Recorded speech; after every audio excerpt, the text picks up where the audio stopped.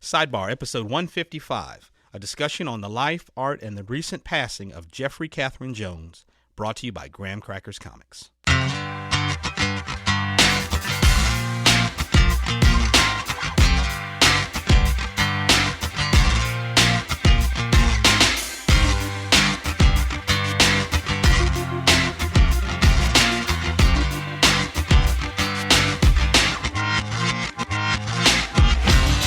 Welcome to Sidebar, four-color conversations on comics, art, and pop culture, featuring creator interviews and roundtable discussion.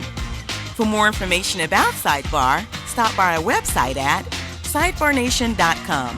From the main page, you can find out more about us, contact the show, make a donation, or peruse our back episodes located in the Barchives. You can also find Sidebar on Facebook, Twitter, and the Visual Artists Podcast Network as well.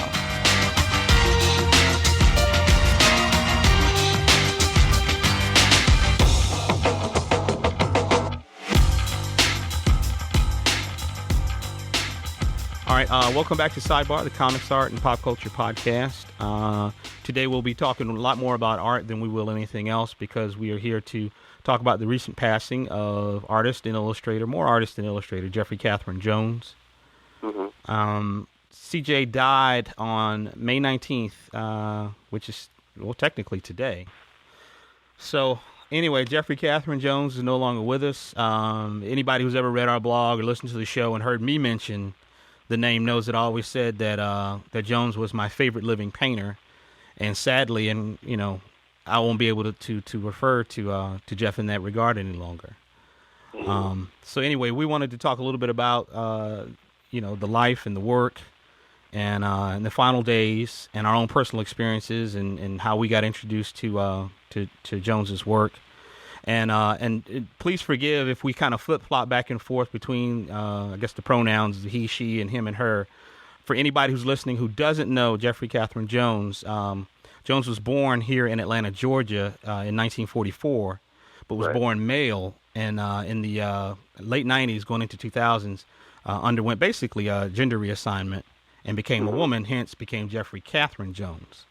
Right. So if you hear us say him or her or he or she and use it what you may think to be improperly, just realize we're trying to basically recollect, you know, our thoughts and keep everything cogent and just trying to stay on topic. So it's not meant to offend anybody, because we know, obviously, later in life, you know, Jeff wanted to be a woman or became a woman and, you know, no longer was a man. So.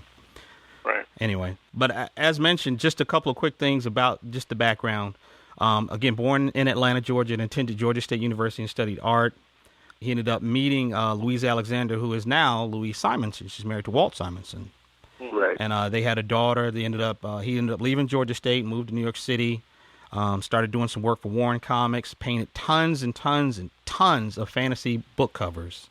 Oh, yeah. From the 60s, the 70s, and 80s. He's won awards. He's done some really cool black and white strips, if you can ever find them, for National Lampoon and Heavy Metal. One was called Idol, and the other one was called I'm Age. Right. He was a one-quarter member of the famed Studio during the mid to late 70s, along with Bernie Wrightson, Michael William Kaluta, and Barry Windsor Smith. And in the 80s, he did a lot more book covers. He did portfolios and prints, probably did gallery shows. I know for a fact, because we just talked about this a few days ago, one of his book covers from the late 60s, early 70s went for as much as $20,000. Wow. And it was an awesome piece. It was. Fabulous. It really was. And his influence can be seen in other artists like Kent Williams, George Pratt, John J. Muse, Rick Barry, Rebecca Gay. You said you had a couple too, right? Yeah, possibly Michael Golden and Pat Broderick. I see a strong influence in their work from the 80s. Phil Hale, Ashley Wood, John Foster, Paul Pope. Just tons of artists have been influenced by Jeff Jones's work. So, and this is kind of straight from the web here. Apparently, Jones all his life felt like he was a girl, but he grew up in the South in the 50s, and he was really kind of afraid to kind of let his feelings out as far as that was concerned. So after many, many years of denying this, fueled by substance abuse, and just as an aside, I had heard a rumor that he had experimented with heroin at one point in time, which, again, it's a rumor, but I had heard that. But Jones confronted these issues, and in 1998 he began hormone replacement therapy, and he essentially became, biologically a female. Right. And in 2001, she experienced a nervous breakdown, ended up losing her home, all of her paintings, all of her tools, all of her sketches. She had taken money for commissions and never finished the commissions. Basically lost everything and checked into a facility. And somewhere around 2004, 2005, she began to kind of make a comeback, got her own apartment, and started doing work again. But, of course, again, on May 19th, about 4 o'clock in the morning, she passed away. And it says, straight from Jeffrey's Facebook page, it says, legendary fantasy artist Jeffery Catherine Jones passed away today, Thursday, May 19th, 2011 at 4 a.m., surrounded by family. Jeffrey suffered from severe emphysema and bronchitis, as well as hardening of the arteries around the heart. Jeffrey's dear friend Robert Weiner reported that there was a no resuscitation order as Jeffrey was weak from being severely underweight and had no reserves with which to fight. So we lost a great painter and a great artist and a great figure in the comics and the fantasy illustration community. And we just wanted to, talk a little bit about that. So, Dwight, do you want to start and talk about, I guess, how you first got introduced to Jeff's work and what you thought? Oh, wow. When I first came across Jeff's work, it was the same place you probably came across it, man. It was in the studio. Yeah. The studio that was, came out in the 70s, produced by Dragon's Dream. Mm-hmm. And it was awesome, man. I mean, the whole conceptual and idea of this book was well done from start to finish. And Jeff was the lead as far as the book goes. I mean, so obviously he was probably one of the more, in a lot of ways, possibly more celebrated or decorated members. Mm-hmm. He was definitely one of the more enigmatic. He had a personality and ways about him that were, I guess, like you said, were undefined, and perhaps as he was coming into himself, a lot of those ways were starting to show through in the ways he interacted with individuals. Mm-hmm. I think, but he was, I mean, he was a brilliant man. I mean, in a lot of ways. I mean, this is the guy that built rockets in his mother's kitchen, or had the rocket fuel for his mother. He wanted to be an astronomer or a rocket scientist, for lack of a better term, mm-hmm. in his youth. And then he really got turned on to the arts, and were the better for it. Mm-hmm. There's numerous books, numerous images inside of the studio, and book that you and I, Swain, purchased a couple of years ago, The Art of Jeffery Jones, put out by the Thinners. Mm-hmm. It's gorgeous. Yes. And I have to say, I love all Jeff's images, but the one that sticks to me the most has got to be The Descent, mm-hmm. which is the profile of the woman with the gas mask on her face was pregnant with a baby and a green shirt on. Yeah. And that says so much about who the person is that was the artist, in so many ways, and a subtle subtext that that says it all for me. So I don't know. I mean, but what's your the painting that sticks out in your mind as your quintessential choice, if you could pick one? I don't really have one, to be honest. I love it all equally. Yeah. The sketches, the paintings, the watercolor stuff that he did in the portfolios, the oil stuff, obviously, from the book covers, and even the oil stuff that he did as a fine artist and for his own, his own personal work. I really love all of it. I will say this much: my Dwight and I have a good friend that we've known for a lot of years since we were all teenagers, a guy named Don Hilsman, and he's an artist and worked as an inker for a long time in comics. He's no longer involved with the comics business now. As a matter of fact, he's kind of a curmudgeonly mother. But anyway, Don, when I met Don was really, really excited and really, really knowledgeable about art and comics, and he's the one that probably first turned me on to Jeff's work through the Warren stuff. Okay. When Jeff first got to New York, I think he worked for Warren Publishing, and then he started painting book covers. So he was doing some comic stuff, but it wasn't like superhero fare. It was definitely like science fiction and kind of weird stories. But I really loved it, and the one thing I think that sold me as a fan was he did one of his very few mainstream projects. He did a cover for Wonder Woman. Yes, Yes, go ahead. And it's a cover of It's a picture of Wonder Woman, and she's kneeling, and she's chained between two pillars, and there's an executioner standing behind her in a profile with a hood on and an axe over his shoulder. Yeah. And it was so powerful because not because I'm getting off on Wonder Woman being bound, but it was just such a powerful image, and he was just totally punching crazy tights and superhero bullshit in the face with something that was just raw. Yeah. I mean, just incredibly raw to look at. You're like, wow. Yeah.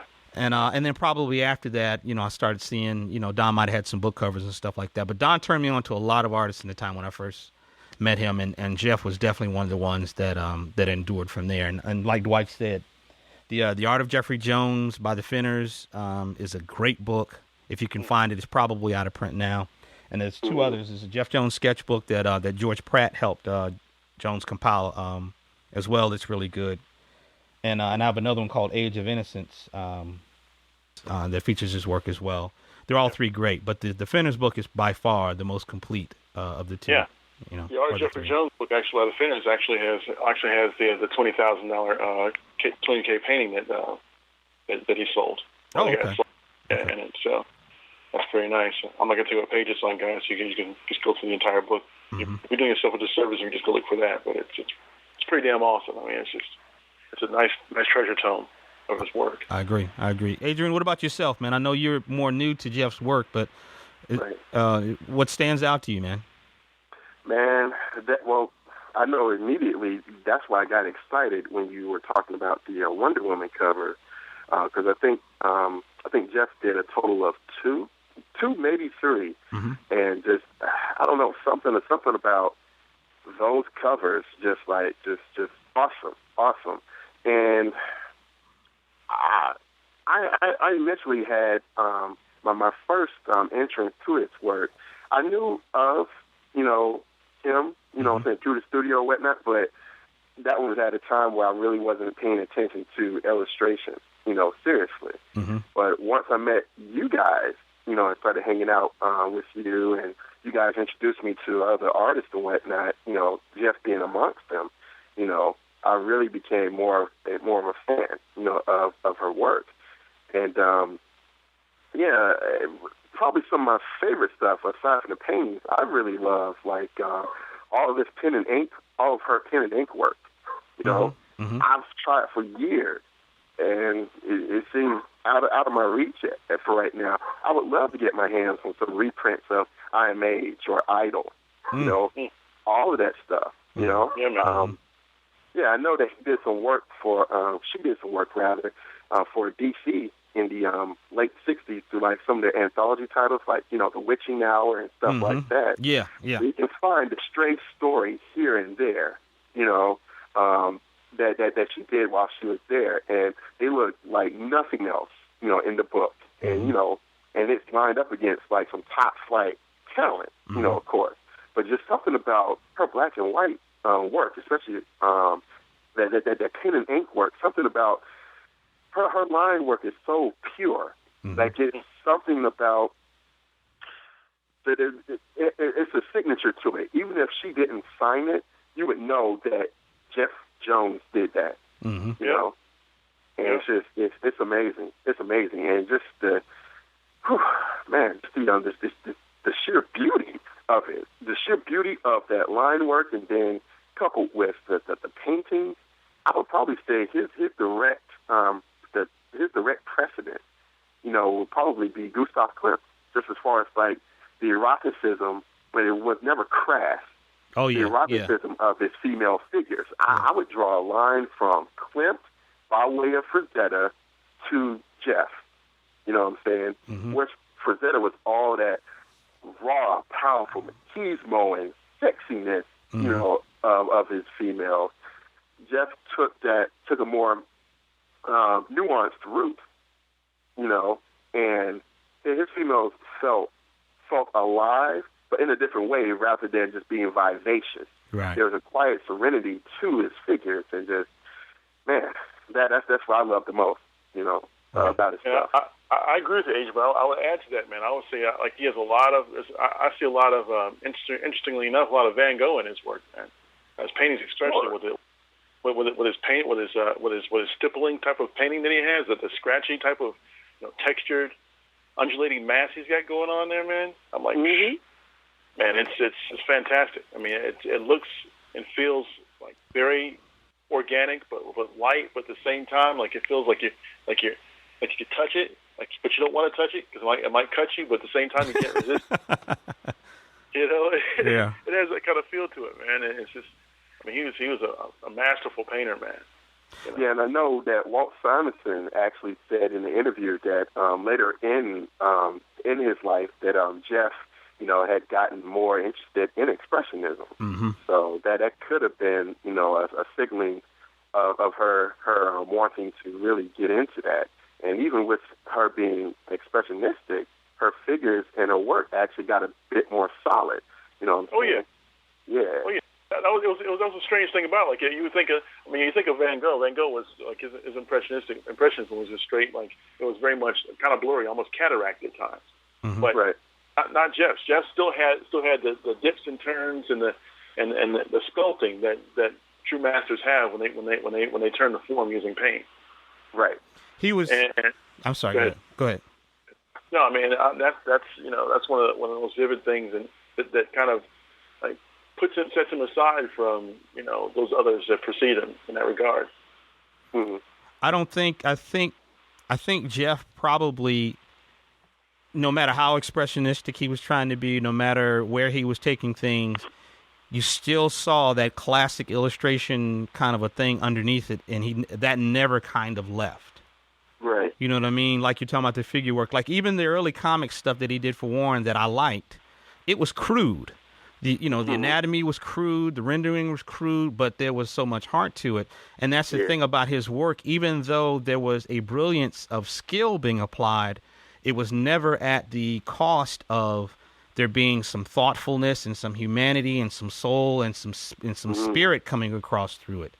Right. It was always balanced with that, and I always felt like, I say this a lot. I say it a lot. I've said this before on the show that I always like when I can look at someone's work and I feel like I can see what they're thinking, and I feel like I know them looking at the work. And I always felt like I knew Jeff looking at his work. I always felt like I knew where his mind was going, or what kind of person he was, or maybe the emotion that he was dealing with when he was working on either a painting or working on the comic stuff. And Adrian, you're talking about Idol and I'm Age. I mean, that's kind of what that stuff was. It was like, for anybody who's never seen it, was like these one-page, cerebral, witty, introspective, existential gag pieces. Right, yeah. I mean, it's just hard to explain with these weird punchlines where you're like, wow, okay. But they were so fun and they were so cool, and I love the fact that they came out, monthly or bi-monthly, depending upon which of the magazines, National Lampoon or Heavy Metal, you found them in. But I wanted to relate with you guys a story. There's I have an acquaintance here in Atlanta named David Lindsay. Mm-hmm. He's a local writer. He writes for Stomp and Stammer, which is a local newspaper that covers like indie bands and movies and stuff like that. And he writes a movie column for him. But and David actually is one of the managers at Book Nook. David, okay. Exactly. But David has told me this story several times. He was at Georgia State back in the mid-'60s when Jeff was there. Oh, okay. And he said that there was an art professor that Jeff had, a female, and she told him he was terrible, he would never be an artist, because he wouldn't draw the regular stuff, David said, and she balled up a bunch of his drawings and paintings and threw them in the dumpster. Whoa. And, this is 1965, maybe, I think it was. Yeah. And David said that a guy that they knew named Lamar Blaylock jumped in the dumpster and got the drawings out and took them back to Jeff and tried to give them to him. And Jeff said, nah, he didn't want them. He said you could keep them. Now, I don't know what Lamar did with them. Mm-hmm. But obviously, Jeff went on from there, and he and Louise moved to New York City, and he became a professional artist and obviously a very accomplished artist as well. So you just never know, one of the failings in the vision of academia, but you just never know, how someone starts is not going to be how they end up. Right. But I always thought that was a cool story. I didn't, he's told it to me probably 3 or 4 times over the last 10 years since we talked about Jeff. So. Yeah. There's a crazy line, man. I'm not sure exactly who it's from, but it goes, and it was actually used by. We might go edit this part out, but it was actually used by third base, and it goes, the great will always soar above the mediocre. They create while others destroy. And it's pretty profound in its simplicity. A lot of times, as you're trying to struggle, and Jeff's struggle was a personal one. Jeff's struggle is one of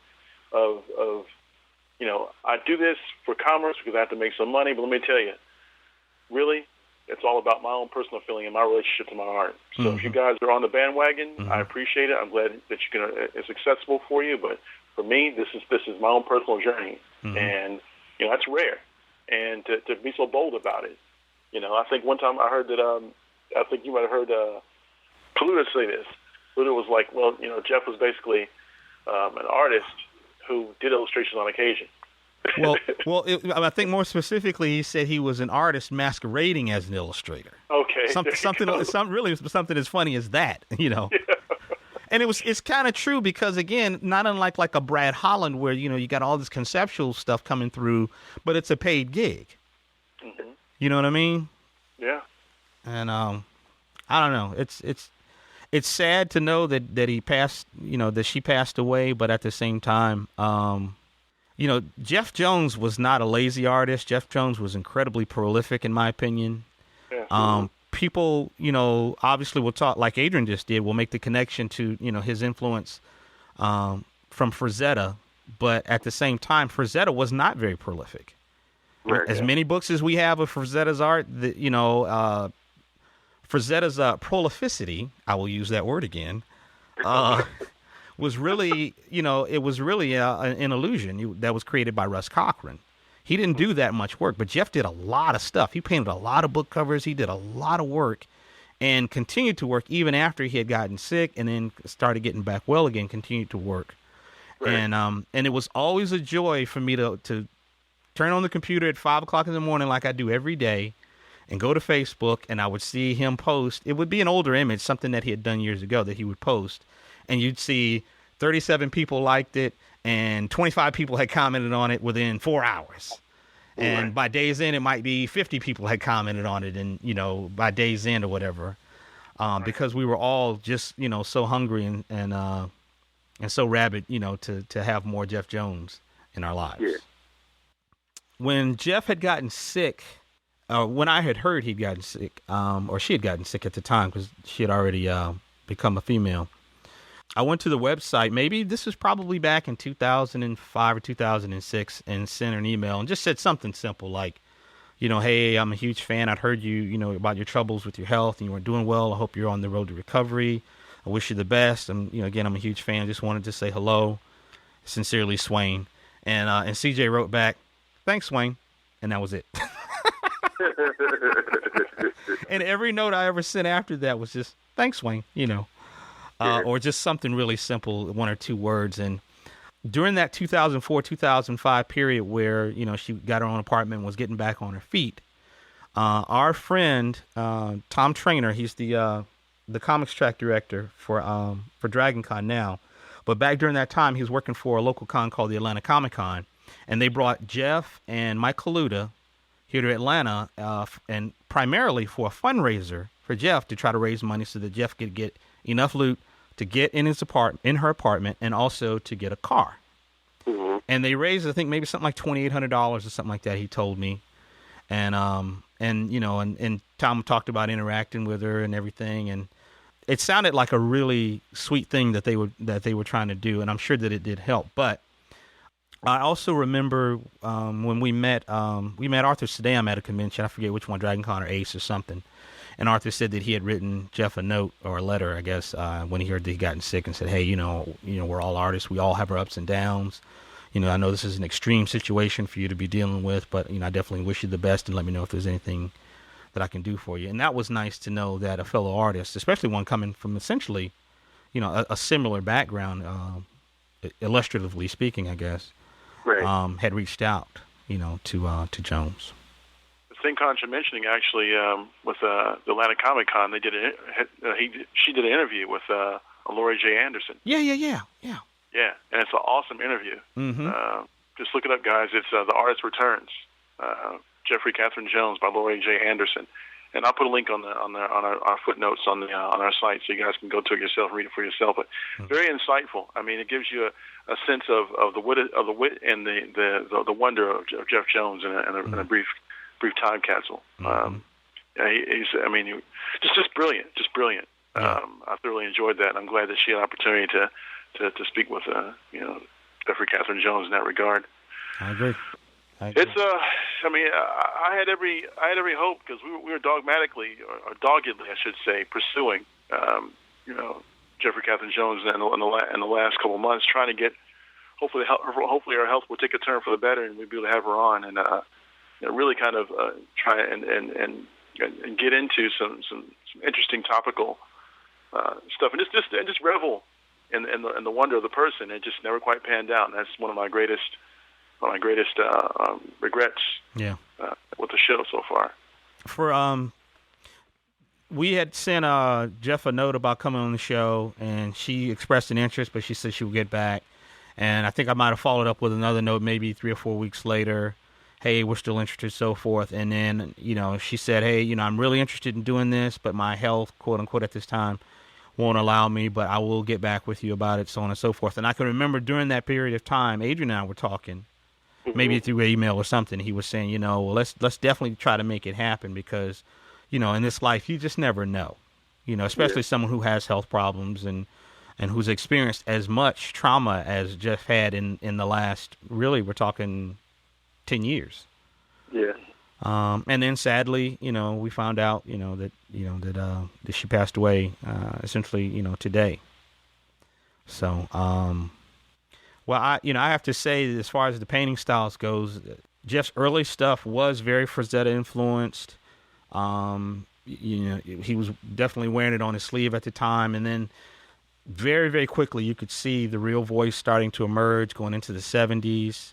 Certainly by the late 70s in the studio period, he was in full Jones mode. He was Jonesology. He was Jonesing. Yeah, he was Jonesing. Yeah. And we were loving it. Yes, and like Dee said, if you ever get a chance to look at the studio book, it is a wonderful, wonderful, wonderful collection of images and pictures and stories, and you really get a chance to see those guys from a different way. I think they all ended up coming together essentially because they wanted to work on bigger pieces that they couldn't work on at their house or at their apartments, and so they got this huge loft or whatever. But in the 80s, to me, like that kind of a stipply brush thing that you were talking about, Dee, to me is really more like a Wyeth kind of a thing, because I actually found N.C. Wyeth looking at those book covers and like, okay, what is this? And I read an interview and Wyeth was mentioned, and then I went and saw Wyeth. I was like, oh, wow. So, therein you get another example of, an artist leading you down another path and creating another vine or another vein, from where they are, and it broadened me artistically in terms of, my appreciation. So it's very cyclical, and, it's all connected. It's not separate. Well, Dee, you said you had an encounter with Jeff personally, right? Yeah, it was back at the final days of the Atlanta Fantasy Fair, wherein I was still, I was pushing my stuff heavily, trying to get somebody to look at my work and take me seriously and think that my art was good. Just get a vibe, a solid vibe for where I was headed. And I was with a fellow artist, and we were walking down the hallway going towards the hotel, and Jeff was coming towards us. And, I immediately recognized his face because I had studied the books. I studied all and I'd seen him, and he wasn't much different looking than what we saw, in the studio book. Mm-hmm. So, we immediately stopped. I said, man, that's Jeff Jones. He really? I said, yeah, I got to shake his hand. And we kind of walked up on him kind of quick, and he took it very well, and I put my hand out and shook his hand. So, are you Jeff Jones? He said, I am. It's very, very, very relaxed and calm. He said, we did the Bill and Ted. He said, we're not worthy. We're not worthy. And I had my portfolio on the other hand, and I just finished, a piece which I thought was really, really well done, and it was a natural piece. It was, I say natural, I mean traditional, painted acrylic piece, and I was pretty proud of it. And I was too busy fumbling, and he was headed to his table, so I couldn't like stop him and say, "Hey, let's talk right here. Let me show you what I have."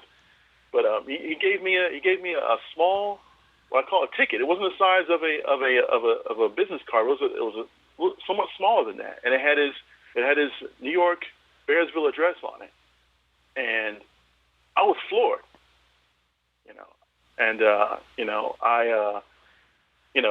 he said, when you have something that you're proud of, send it to me. I was like, what do you mean something I'm proud of? I'm proud of this right now, But I guess, he had a sense that because of where I was at that point in time, that I wasn't quite able to express or sell myself the way that you have to do in the professional world. And he said, when you have something that you're proud of, just send it to me. And, as I said on my blog, I never had a chance to send it to him, but I'll keep trying, And the song by Simon and Garfunkel, "Hazy Shade of Winter," is perfect for this. I know you guys maybe you guys know how it goes, but it's like time, see what's become of me. I look around for my possibilities, and it's pretty damn apropos. That was my breath for fame. Yeah. And it was just one of those instances, man, when you realize, like, wow, you gotta take the chance to go to the dance.